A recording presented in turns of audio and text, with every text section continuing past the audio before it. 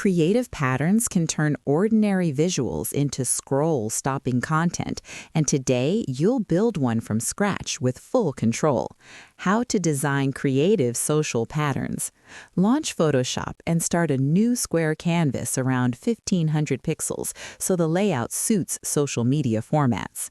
Select the brush or shape tool and design a playful element in the center, choosing lively colors that match a modern social aesthetic.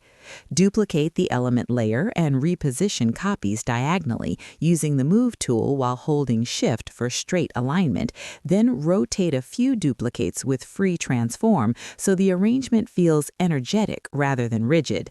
Adjust opacity on selected layers if